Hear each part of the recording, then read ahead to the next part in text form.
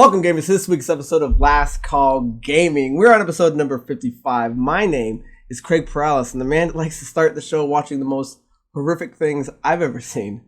Mandrew Montemayor. They're kind of bug, kind of snacks. I'm talking bug snacks. The buggiest of snacks. So, before we start, usually we like to warm up with like a positive note, a happy thought. Hey, we watched that gone in 60 seconds clip. A cheerful video. Andrew started winding me down the path of no return. And what was the site called? If any of you guys look for horror movies or just like to watch like quick little summaries of deaths and stuff like that, there's two channels that I follow, Carnage Count and Kill Count.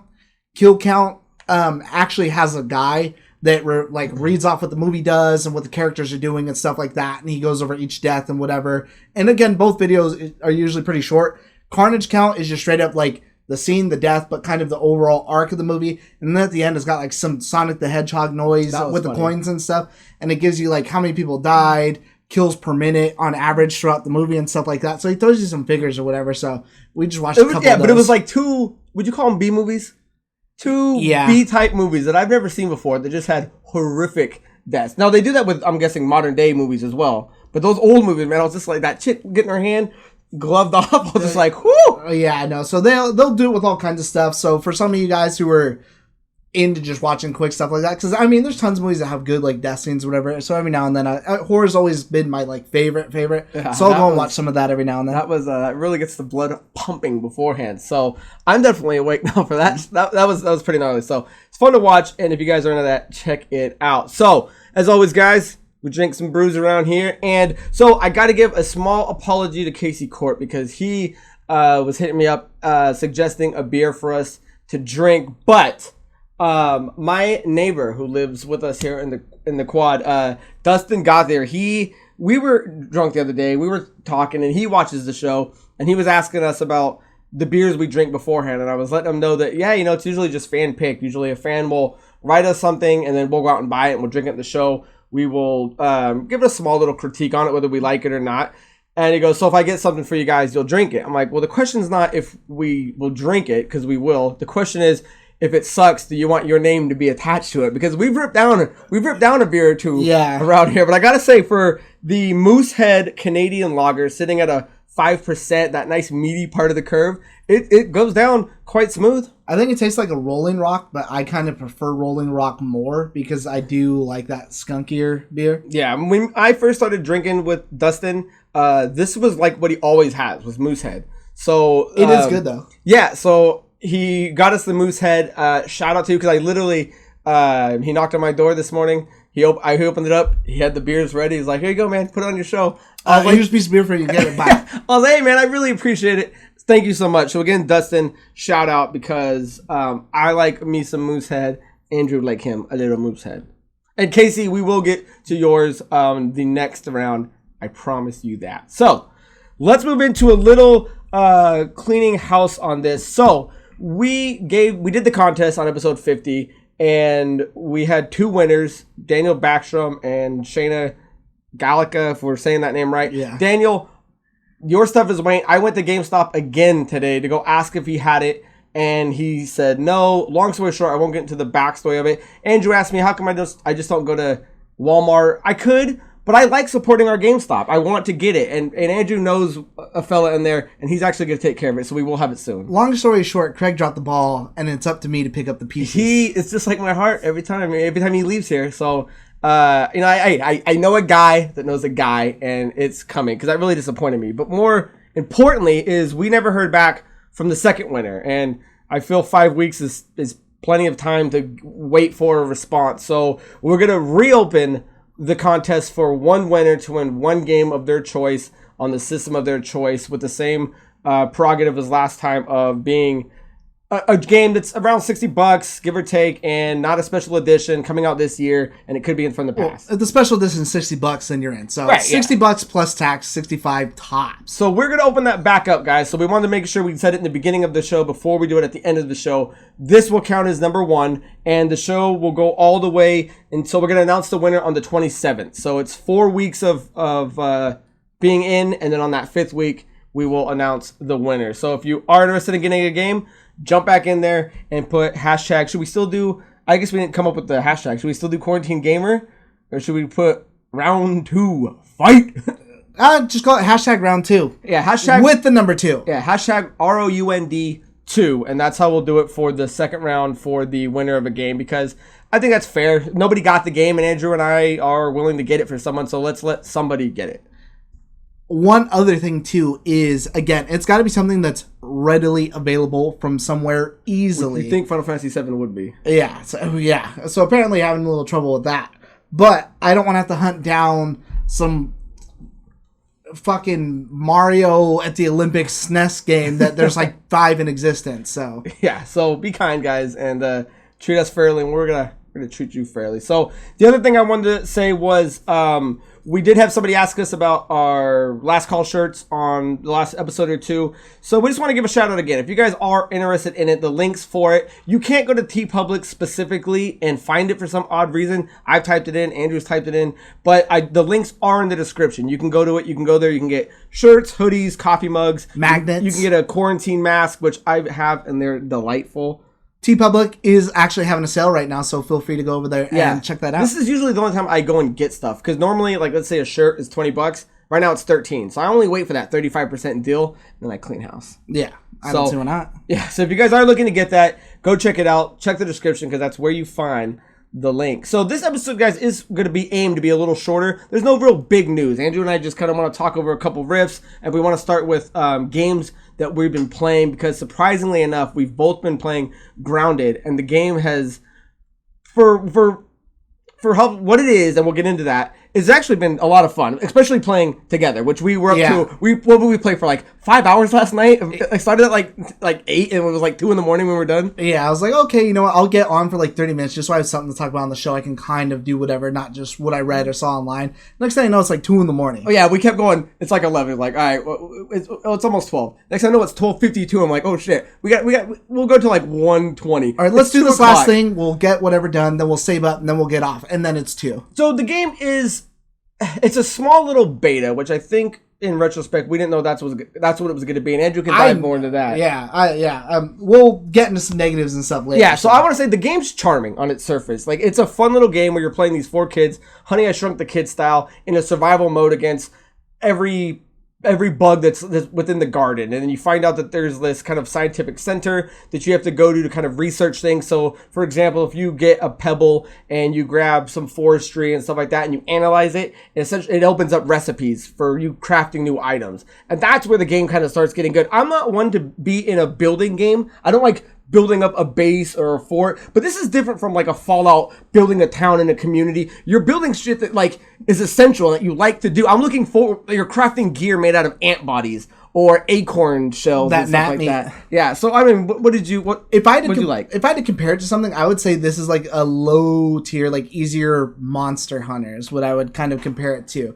Now, granted, Monster Hunter, you're not like building a fort or anything like that, but like he said, you kill a spider, ladybug, or that was one of the harder enemies until we like ganged up on one and came up with a routine. Fuck shit up. And then you can get this like cool like helmet that's got like the husk on the front or whatever like that. Again, I don't know if this is something that I would really play by myself, especially right now since it is like beta or whatever this thing is. There's no like achievements. Yeah. And there's really dry outside of the multiplayer aspect of it's more beating shit together and crafting. Yeah, it's definitely a sample for sure. Like, you're just getting like a taste of the game. But again, like when I'm playing with someone else, like when me and him are playing, I'm actually having a ton of fun playing it. Really fun. And I want to know how much funner it would be to be playing with more than just like because I think you can have up to 4 people together. I want to have a group of 4 just running around beating stuff up. I did want to put this out to you, and I have a picture. I didn't show it to you yet. I kind of forgot, but I definitely have it saved that it'll be up.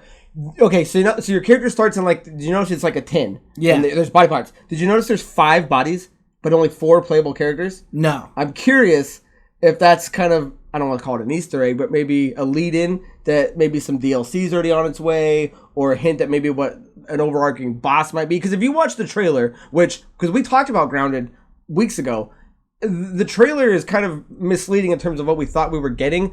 Because when you watch this thing, there's tons of stuff that it looks like you're able to do. You're able to do, there's obviously way more bugs to fight, and there's more stuff to build, and the battle system is different, especially when it comes to like, it looked like the multiplayer. But yeah, I'm curious of where this kind of soft beta came in.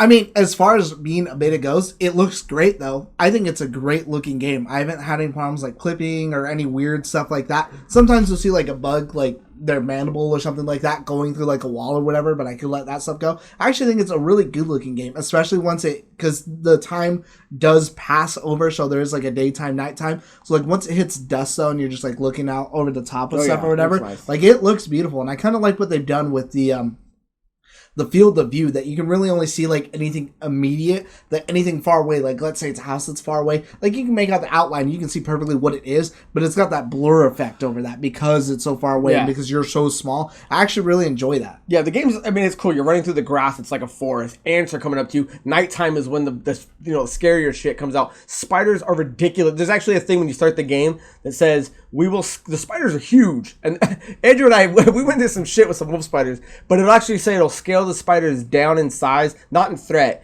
if you have things like arachnophobia or something like that, which I thought was extremely interesting. But I mean, there's obviously 4 characters you get to pick. It's done by Obsidian, so if anyone's a big fan of like the old Fallout games, or especially the Outer Worlds that just came out, it's got that style, it's got that humor, especially when you meet the robot, which is kind of the end of the small little main story that you have.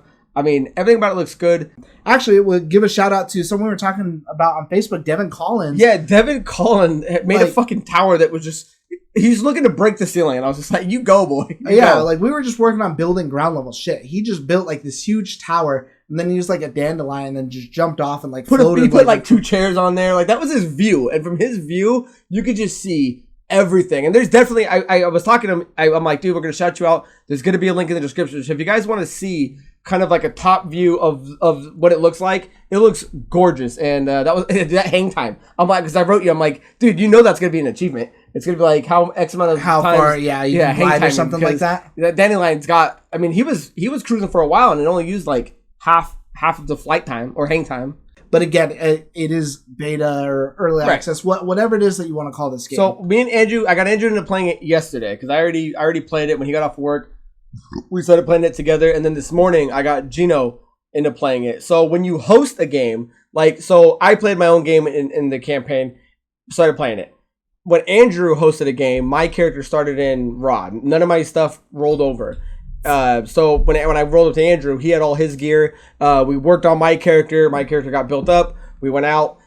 When I started playing this morning with Gino, I went back to my game. My game still had everything that I had. We built up Gino's character, but all the craft stuff that we unlocked in your game, my character had. Yeah, I like that. So I even rolled over. So even though your character rolls over between different host players, your knowledge of what you gained stays between, like it recognizes you as a player. So Andrew, we were playing, Gino was playing, and we got Denny is ready to jump on tonight. So I think tonight we might be able to get a 4-man squad. That'd be pretty cool. But yeah, maybe we'll just, maybe we'll make the thumbnail for this a grounded thing, because like it is worth talking about. You sent me the link that it's the fastest bot game, the fastest download game. I think it was like the fastest, or it was like the #1 selling game on Steam at the moment. And then it is like I think it was #2 on Twitch. And I've been talking shit about this game for a while, that I thought it looked dumb, but I'm having like a blast playing. And I remember saying it back when I'm like, dude, I cannot wait to get my little nippers on it. I think another thing too that I really like again is I want to see more diversity, but again, this is a beta, so I'm kind of not going to knock it for that now that I know what it is, because I need to see more bugs and more whatever. But I like the ecosystem idea. Again, it's kind of almost again Monster Hunter-ish, where you have all these bugs and all these different things, and they'll start fighting each other. Oh, dude, that's the best. And so when that giant ass spider showed up, that was too OP for me and Craig. Like it was fighting this ladybug. After he killed the ladybug and kind of went on his way, I just went out there and looted the ladybug's body. I was like, all right, free eats pickle fucker. Okay, so we and Gino were trying to fight these 2 ants, the soldier ants, to get the mandibles, and they were fucking around, and this ladybug was just kind of cruising by, and I fucking socked it. And so it went fucking rage mode, and then it fucking beat the shit out of both the ants. I was like, oh, dude, free Mandy's. And that was the best part. I mean, it's literally going to be a fun strategy game, and I'm curious to see what it actually develops. Because even if you look at like the cover of it, it shows like hornets and stuff like that. I haven't seen any outside of like gnats and stuff like that. That's only like I haven't seen any wasp or bees or anything like that. I can't wait to see what more, because this is just we're scratching the surface of what I think they plan on doing with this game. Yeah, and I mean, I think that's going to be the big thing, is it's, like, really unpredictable, like, a lot of stuff can happen. Like, that's what is most fun about this, is the moment-to-moment gameplay. So, like again, like the one I've been talking about last night, like, play it tonight with Craig was working on something, I don't know what the fuck he was in his menu building, and he was just standing outside. We're in our base, too, like, just in our area, and then I turned, and I was like, what the fuck is that? And then that huge spider comes along. I kind of tried fighting it, and it hit me, like, hit me the one time that jacked me up, and so we both ran inside to hide, and it would not leave us alone, so we couldn't even leave our little base to go and, like, rest overnight. Then it fought the ladybug and did whatever, and it was like this long, crazy battle that was all over the place. Yeah, we both snapped it. Yeah. You caught the first half, and I got the other half. It was awesome. And so, but even after that, like, after the bug was gone, we went to go and heal, and we started building stuff, that a shit ton of ants started coming that we couldn't even grab our food because they were trying to eat our food. Yeah, we were wondering, like, what the fuck are all these ants coming from? Yeah, and so we just started smashing them all. We're like, okay, well, we're not going to stop till we kill all these ants, so that way we can do whatever, because they're in our area. Ant graveyard. And they're already pissed off at us because we killed one, so it kind of aggroed the rest of them. There was like 30 dead ants in like one spot. Dude. And it was like a massive pile, but it was just hilarious and fun to do that the whole time. Yeah, it's one of those things where it's like, because me and Gino's game, completely different. The game, the next game we're going to play with all four of us, it's going to be completely different. And I'm wondering if any of it's going to be based on wiping out a species in an area. Like, I wonder if eventually, like, because me and Gino were running around in my game, and like, in our game, things were running rampant. In ours, in me and Gino's, there wasn't a lot of shit. I'm like, dude, this is crazy, because me and Andrew were going through bug snacks after bug snacks. Yeah, I'm like, right. So I wonder if eventually you can wipe out a population, which requires you to move on to get new resources if you want to keep building certain things. So that would be a cool concept if that's what they plan on doing, because I thought that'd be kind of cool. So I'm like, man, this makes me go to the north where the water's at, where more ants are at, but also spiders and larvae and dung beetles and all that shit. And I was like, dude, that is a cool concept if it makes you fucking move on. And again, there might be more too, because there is like an area, I don't know if it's like poison, maybe like stuff for like bugs or whatever like that. But there's an area that's like gassed off, it seems like that, and you can create like a gas mask. Yeah. I don't know if that's only for the stink bugs that attack you, or if that's specifically to get through that gas, which who knows what's on the other side of that, or if it's nothing. So that's something else we're going to figure out. So again, take all this with the fact that we've only played for maybe like 10 hours between us. But yeah, and so it's a lot of fun. And again, shouting out to the Game Pass. If you got it's free. You got the game. It's the most bought game, but it's also free on the Game Pass. So if you are an Xbox or PC runner, then get that game. Let's rip it up. You want first or second? You go first, because I know you've been dying to talk about this. So my first are just going to be about two games I'm actually excited for. One is Yakuza Speaking of the Game Pass. 2, which is free on the Game Pass starting today. So as everyone knows, I recently just got into Yakuza not too long ago, but it's in my top 5 games of all time. 0 is, because that game was phenomenal. Then again, if you've been on that train, Yakuza 2 comes out today. So that game looks badass, and I heard some people put it over 0, which is what I'm really excited for, but everyone says it's 0. at least second best. So either way, I'm hyped for that. And the next game I actually wanted to talk about was Skater XL. So as everyone knows, I'm a huge Skate fan. It's my warm-up game. It's something that I play every single day. This actually looks good as far as level design goes. It's pretty much like LA. There's a lot of famous skateboarding spots. It looks like it's a little bit more gravity kind of something, not as floaty as maybe Skate was. I think that it says that it's a 1.0, so I don't know what kind of beta version it is. So if it's something you're looking into, it's $40. I've read that the frame rate can be like a little bit, and there's some big quality of life improvements that need to be made. So I think maybe I'll pick that up at like $20. But if you don't have Skate and it's something you're dying for, if you need something new, honestly, I kind of want to wait for it to be lower on a sale or maybe Game Pass. But I honestly think I'm just going to bite the bullet on that one. You think? I think so, because I've been watching gameplay of it and it just looks so good. It looks fresh. Like it's just, the perspective of the layout means so much to me, because that's one of the things I hate the most about Skate 3 is it's an unrealistic thing. Because when I skate it, I don't like being like fucking Tony Hawk where I'm bursting through a fucking glass window and fireworks are going off and all this shit. Like when I skate it, because I used to skateboard, I like to do it like a real line. I don't have to do all this crazy shit. I'll be like, okay, cool, I'm gonna nollie heel, tail slide this ledge, keep going, there's a 10 stair right there, and I'm just gonna do a front side flip down it. And after I do that, I'm like, oh shit, that was some Andrew Reynolds shit. Like, that's cool as fuck. Like, I feel fresh. Like, whatever. Like, and I'll keep doing that until I get it right or come up with something perfect, whatever. That this seems like that's the perfect thing, is this has those perfect spots that I've been looking for. Nice, man. Because I'm always glad when you find a game like that it's not, because sometimes you need a game like that's not a big adventure or something that, because I will kind of backpedal a little bit. I was kind of in a rut when it was coming to playing a game at a time. Up until me and you were playing like The Last of Us 2, I was excited about playing a game. But even after that, it was kind of just, I was just in a slump. I was like, dude. I was too for a little bit. Until Ghost of Tsushima came out, and it kind of just re-put it back Paper on the map Mario for me. reinvigorated And I was for me, like, yeah. okay, so I do want to give a shout out though, because there are 2 games that I am playing that I did want to make sure are announced. Far Cry 5 leading me into Far Cry 6 was a game that Denny kind of put me back on the map on, and I had a blast playing. And then Neverwinter, the MMORPG that I've been playing with my brother, has been fantastic. So the fact that you're looking forward to 2 games just reminds me that I'm playing 2 games that are like, that literally got me out of that slump. Either we're playing Grounded, I'm playing Neverwinter with Gino, or I'm playing Far Cry 5, and me and Denny are just constantly texting about what gun for hire you got, or what Fang for hire you got, or something like that. That kind of just re-sparked that. So I'm glad you got 2 games that are coming out, and I know how big you are in the skating games, man. I can't wait for you to play Paper Mario, because I think you're going to love it. Yeah, Andrew just dropped it off for me today. So, and again, it sounds like I've got a lot to do. I think I can wrap Far Cry 5 up probably by the beginning of next week. Neverwinter, I'm not sure how far it is. You get level 70 characters. Me and Juno have ramped to like level 20 in like a day and a half. So I don't know how much more is on that. But I was thinking probably around the weekend I would dive into that. How many hours would you say is on that? Maybe 20, like close to 30. 30? Okay. Yeah, so I'd say 20, 25. And probably a good break from playing those games. It's going to be a nice, silly, refreshing, fun game. And different. Yeah, that's the thing about it, is when you play these other games, they're all serious and they have serious tone, serious whatever. There's some serious stuff in this game, but it's all just fun all the way through. Yeah. But actually, I meant to text you earlier. They showed off something new for Far Cry 6 because you brought it off. Mm-hmm. You get like a little dog, and it's like a little chihuahua, and his name is Chorizo. Chorizo. Well, it just reminded me when I texted Andrew this morning. Hey, what is it? Not Yakuza. Why is Yakuza stuck in my head? What is it? Yakuza. I don't know why I was thinking of that. I went my ear, that comes out today. He's like, yeah, no fucking that. Yeah. Like I haven't been waiting for this since fucking the last one. I was like, oh yeah, hey, who am I talking to? So, I've been on it.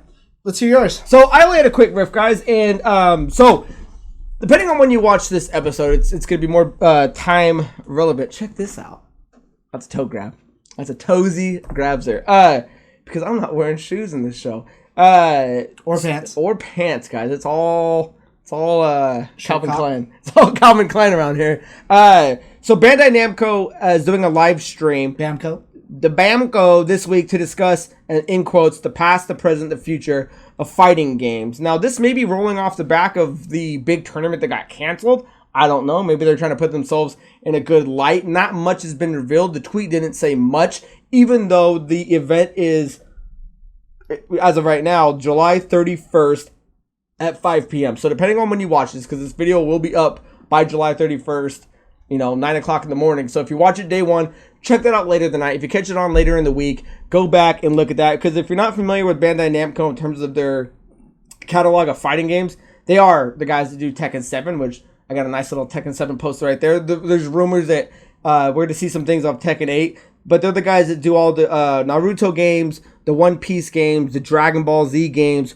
the Soul Calibur games. And Soul Calibur 6 just came to the Game Pass as well. I actually started playing that. Yeah. It's a lot of fun. So they're really big into kind of the anime development games. And you can say that, still, the Mortal Kombats and the Street Fighters dominate the fighting area. There's a place for the others, they've got a good pocket in that space. And if they've got the presentations, it's going to show more light on that subject, because those are the original tournaments. Even if you go back to like arcades, fighting games are what got people together, to play against each other before online shooters became a thing. So I am curious because the way they're wording it, the past, the present, and the future. So I'm curious if they've got some really big announcements that's maybe revolutionary, or just more into what they plan on doing over the next fiscal year. It's probably going to be Dragon Ball Tenkaichi Budokai Kamehameha 3. Kakarot. Yeah. So I just want to say that, guys. So depending on when you're watching this, it's either going to be coming out or it's been out go check it out. So that is the only riff I have for today. Andrew's done with yours, so we've only got one video game question of the week. So this comes from Gamer Guy, and he says, speaking of our last one, another great show. So with Comic-Con now being all digital this year and E3 being canceled, it had me thinking, when things get back to normal, would you rather spend a day with Ryan Reynolds at Comic-Con or Troy Baker at an E3? Ryan Reynolds, hands down. Hands down? Yeah. You don't think Ryan Reynolds is going to just be too all over the place and stealing every piece of glory that you might want for yourself, where Troy Baker's just going to be wearing that hat and grabbing a beer with you and chilling? Ryan Reynolds all the time. I don't think you can keep up with Ryan Reynolds. I don't think I could either. He'd be dragging you with him. And that's what would be fun about it. Getting dragged around. I think Ryan Reynolds is the answer. I mean, it's Deadpool, Green Lantern, anybody, at a Comic-Con. But I think Troy Baker's just going to get you a lot of good access with some studios or some maybe behind the scenes. I mean, think of all that voice work talent he's working with. That's a tough one. You were saying Ryan Reynolds, no questions asked? No questions asked. What if you hung out with Troy Baker, they gave you $500 too? No. What if they paid for your hotel? I feel like Ryan Reynolds would pay for my hotel. No, he can't. You're just hanging out with them. No, he wouldn't. Yeah, I think Ryan Reynolds is the answer, but that doesn't take away anything from Troy Baker. It's like Troy Baker, okay, I might get some video game contacts. Like, I could meet Keanu Reeves writing off the back of Ryan Reynolds. Is there any name in gaming that would replace Troy Baker that would make you slide to it? Would a Neil Druckmann pull you to an E3? If it was like she's taking you to a conference dinner with Phil Spencer and things like that? It would have to be like Shigeru Miyamoto and a translator. Or Dan Ackerman. I'll take him too. Oh, Dan Aki showed up, bro. I'm over it. Or maybe the CES, yeah, too. I'm E3 all I think day. I'd probably take the CES. Oh, speaking of, let's do this random riff now that you're throwing that out. G4's coming back? Oh, yeah, I forgot about that. Yeah, they hinted something. Oh, we're not talking about that. G4 2021, so... I like their thing. We never stopped playing games. It's like, yeah, neither did I. So if you're looking for a good host, G4, let us know because we'll be there. Oh, man. I'll quit this shitty channel in a heartbeat. Kevin Pereira, Olivia Munn, Candace Daly. Dude, that was G4. If for anyone that's our age and would know that show used to be a brilliant show that was kind of separated over a lot of video game segments, like X-Play was fantastic. Attack of the Show, which kind of did some silliness with like tech breakdowns and stuff like that. Was MXC ever on G4? Yeah. MXC was like... Oh, I didn't know. I think for the longest time. I didn't know that. I think I was talking to AJ or someone the other day, and they're like... It ended up turning into MXC and like Cops. Or Campus Cop PD or something like that. I don't remember being that because maybe I fell off before then. Because to me, MXC was always on Spike TV. Oh, yeah. No. But then I might be crossing networks over, but I'm almost positive that like MXC and shit like that ended up being the bulk of what G4 dwindled down, dude. But I watched like the death of G4 not too long ago. Yeah, we should rewatch it again. Actually, maybe I'll put that link in the description. Watch G4. G4 used to be a brilliant place for people to watch games and discuss movies and talk tech, and you don't really have that anymore. I mean, YouTube channels and have kind of replaced that, but if they're bringing that back in some sort of capacity, I am thrilled because that was one of the best shows. I mean, when I was in high school, that was what I would watch, was G4. I just want the Sessler again. The Sess. Give me the Adam Sess. And I know he's pretty controversial. Some people completely hate the guy. I absolutely love him and adore him. They did a show kind of like ours back in the day. They used to do a show, I don't know if it was on G4 or a different network, where it was him... Max Scoville, sit down with Sess and something like that, and him and two other people, they would drink beers and they would talk games and stuff like that. So maybe that's where kind of this idea rubbed off on. But subconsciously. Yeah, I would love it if G4 came back. They just got to do it right because in their dying days, they were doing everything wrong. I don't know if it could be a channel on TV. And I don't think Who that the fuck has TV anymore? Yeah, I think it's got to be all digital, just YouTube. Yeah, so... Netflix even. Hey, you know what? Thanks for the question, and I'm glad it brought us into that. So...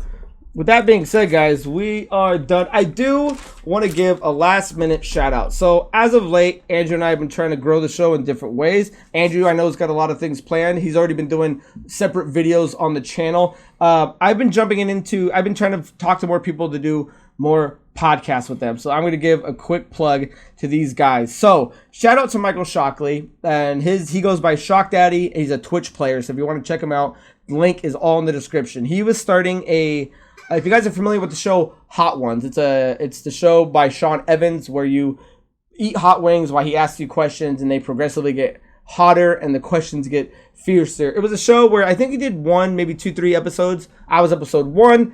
For some reasons, like behind the scene reasons, the show stopped, but I do have a copy of my episode. So if you guys want to check it out, link is in the description, and he actually gave me permission to put it on our YouTube channel. So it will be up soon if you guys want to check it out. And I think I do quite well with the hotness. Like, I think I beat out 98% of the people that have been on Sean Evans' show for Hot Ones. Have you seen it? I don't know if you watched it all the way through. I've seen Hot Ones. Yours? Yeah. Yeah, I take it like a fucking champion. So, link is in the description, guys. That was Michael Shockley with Shock Daddy. The other podcast I was just on is from Film Snob Reviews, and I was with William Igizabal and Shay Simone, and they do movie reviews and interviews with directors and actors and things like that. Their filmsnobreviews.com is their website. Their podcast is called Snobcast, and we talked about video game movies. So it was like a perfect little crossover genre between what I know, what they know, and what we both mutually know. And I will say this before I say the last one too. The link is for Castbox, because that's how I listen to my podcast, is on Castbox. It's free. It's awesome. Colin actually turned me on to listening to Castbox, but I use it. Yeah, if you guys are looking for them on Spotify or Podbean or Apple iTunes or anything like that, they are on Google Play. All you gotta do is look them up with those names and you will find them. The last one I gotta say has been the most fun so far. That is with Geek Exploration, the podcast. That was a show I did with Ben and John. They're a podcast that talk about movies and comics and video games and kind of everything in geek and nerd culture. Our episode came where we talked about The Matrix for about an hour and 50 minutes, and these guys are hilarious. So again, their link will be to Castbox. But they're also on Facebook and Twitter, as well as Film Snob Reviews. So it's been a lot of fun, and we're going to start branching out, doing more things like that. And Andrew and I have a few ideas for getting people on our show. We already have a couple people lined up. So that is going to be a new show that Andrew and I are going to start doing, and I'm really, really looking forward to actually conversating with some people and talking maybe just more things than video games. I mean, I love talking about video games, but it's been a lot of fun just talking about other stuff. Yeah, no, I love reaching out to people too. And I mean, I can go certain lengths in like movies, comics, whatever. But I mean, I wouldn't call myself a snob like I am for like video games or whatever. Yeah. There's a reason why Last Call Gaming is what we did, because it's something we can do. So if you guys want to check those 3 out, again, in the description, that goes a shout out to Shock Daddy, who's a player on Twitch, Film Snob Reviews, and their podcast Snobcast, and Geek Exploration, the podcast, which was a lot of fun. So before I'm done plugging everyone else, let's plug us, guys. Make sure you guys subscribe. We really, really need it. And we've shot up quite a bit. And I know you've been doing a lot of plugging. I've been doing a lot of plugging. Follow us, guys, on... Almost at that thou. Almost at that thou. Follow us on Twitter at LastCallPRODZ. Follow us on Instagram at LastCall Productions. Follow us on, obviously, the YouTube channel. Make sure you guys like, comment, and subscribe. We've got the Facebook channel at Last Call Productions. And our podcast is Last Call Gaming on... If you guys want the audio-only version, on CastBox, iTunes, Spotify. So, like, subscribe, tell your friends. And again, contest, guys. Comment, #round 2. With the number 2. With the number 2. Because if I see a goddamn TWO or God forbid, a TOO, I'll be furious. Roman numeral II. Oh, I might let that slide. Nah. Andrew, anything else we want to add for this episode? And then we're trying to be quick and sweet. No, thanks for everything, though. Thanks for watching. Thanks for watching, guys. So, until next time, my name is Craig Perales, and that is Mandrew Montemayor. Cheers.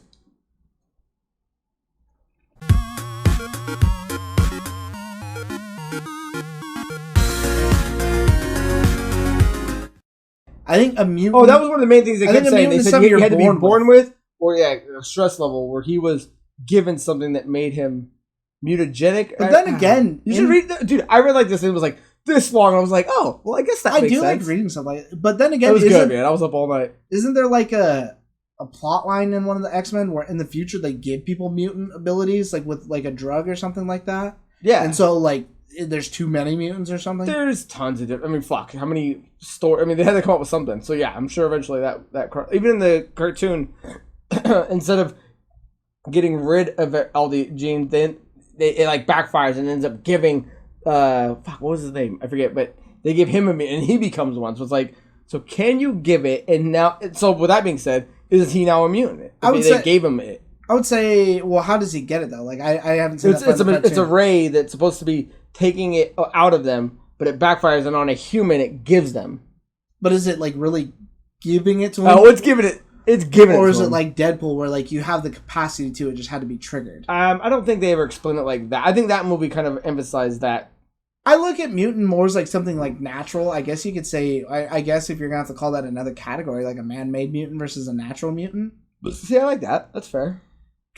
And then that's where I would put Peter Parker, Steve Rogers, right. And the things that happen to them. Like even the Fantastic Four have like these cosmic ray abilities that allow them to do mutant-like ability. If we're comparing them on the scale of what the X-Men can do. Now, see, I would call Daredevil a mutant because he loses his eyesight, but his natural abilities are then enhanced by that. Like a devastating tragedy that required the rest of them to peak. But I mean, how much that is so? Or even if you base it off how the Ninja Turtles are made, they originally say it was a mutagen. Yeah, but it's the chemical that changed them. Hey, just like I don't know if it's the chemical that really changed him. His body had the capacity. So then, are the Teenage Mutant Ninja Turtles mutants? If it's a chemical that turned them to the way they are? If by mutant you mean freak, which is I'm sure how they were defining it, then yeah.